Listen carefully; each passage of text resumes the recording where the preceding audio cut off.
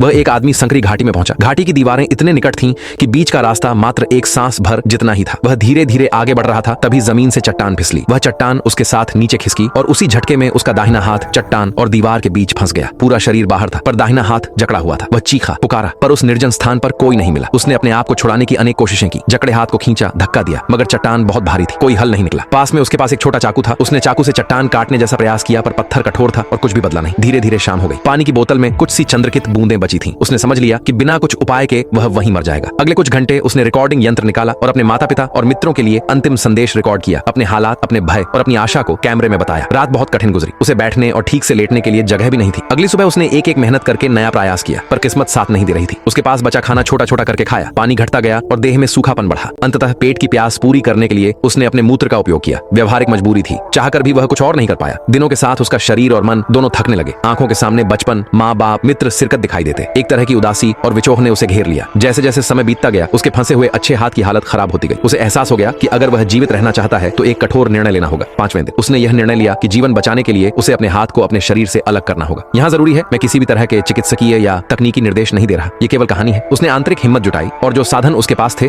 उनके साथ उसने वह कष्ट सहा। दर्द और भय के बीच उसने अपने आप को छुटकारा दिलाने का साहस दिखाया। हाथ अलग होने के बाद भी उसकी जंग खत्म नहीं हुई। उसने घबराहट में अपने हाथ को कपड़े से बांधा और बांह पर पट्टी बांधकर खांटी की दीवार पर चढ़ने लगा। घड़ी का पहिया जैसे थम गया था, पर उसकी आत्मा जिंदा थी। कई घंटों की थकान और संकोच के बाद वह घाटी के किनारे पहुंचा। अब उसे 9 किलोमीटर पैदल चलकर किसी अस्थायी सड़क तक पहुंचना था। थकावट, प्यास और दर्द के बावजूद उसने चलना जारी रखा। लगभग 6 घंटे बाद गांव का एक समूह दिखाई पड़ा। उन्होंने मदद की और उसे हेलीकॉप्टर से अस्पताल पहुंचाया गया। और इसी तरह उस आदमी ने अपने दर्द और डर पर विजय हासिल कर ली।